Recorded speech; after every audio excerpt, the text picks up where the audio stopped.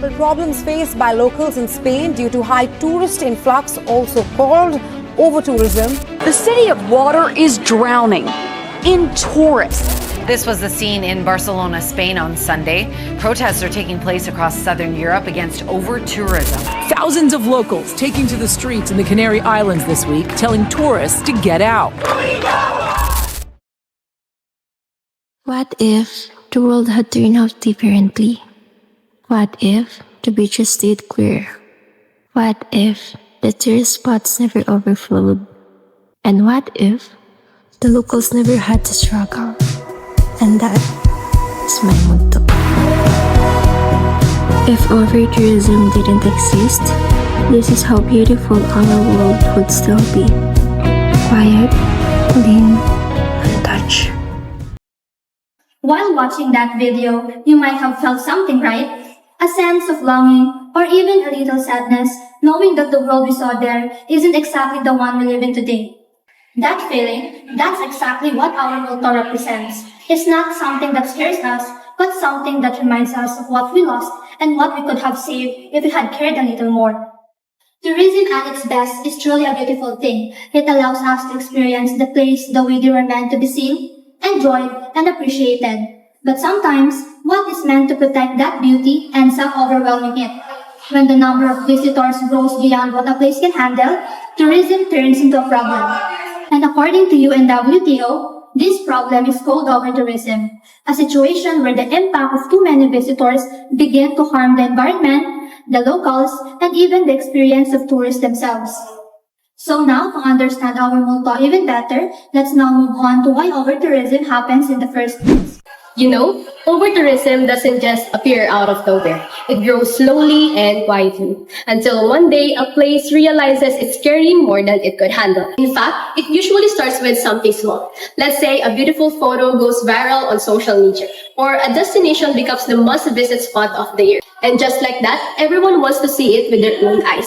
Travelers rush in, airlines add more flights, and businesses build more hotels, all trying to keep up with the excitement. But as the numbers rise, the pressure rises with it. Streets become crowded, beaches start to fill up faster than they can recover, and places that were once peaceful begin to lose their tranquility. The locals feel it too, the noise, the traffic, and the rising prices, until the place they call home starts to feel unfamiliar. And before anyone realizes it, the destination that was once loved for its beauty becomes overwhelmed by the very attention it received. And now, let's take a closer look at over-tourism in one of our local destinations. Boracay, a place we proudly call paradise, known for its crystal waters and powdery white sand. Tourists came, more and more. Years of overcrowding, unregulated development, and environmental abuse slowly destroyed the island's beauty. Boracay was overwhelmed from living, breathing. Imagine, it was forced to shut down not because it failed as a tourist spot, but because it was dying. Businesses paused, tourists were banned.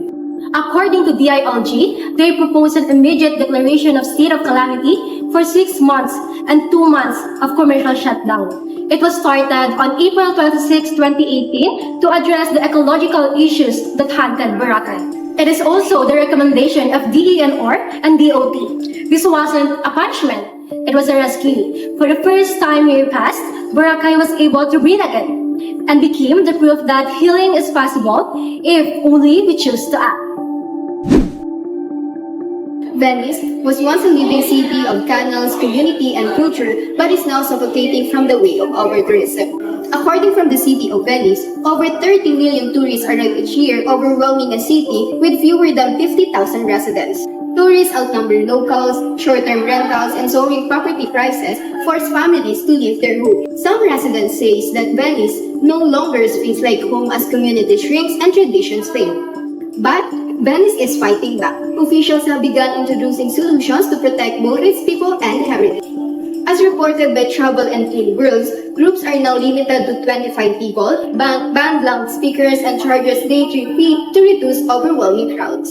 The story of Venice is no longer just about floating city. It's about a city grasping for air under the weight of its visitors. And soon, if nothing changes, the Venice you visit might be all you ever see. A city without its people, a postcard without its. At this point, we've seen what over-tourism can do, not just to places, but for people who call those places home. And now, the question is no longer why is this happening, but what we can do about it. The answer? It starts with us. Every trip we take is a choice to respect, to care, and to protect. We can support local communities, follow regulation, or avoid overcrowded spots, and choose sustainable options that will help destination breathe instead of break. Small action might look insignificant, but when millions of travelers choose to be responsible, the impact becomes powerful. So let's not wait for another Boracay to close or for another Venice to struggle. Let's be the travelers who leave places better than we found them. This is our world, our responsibility. And together, We can make sure it stays alive for the next generations.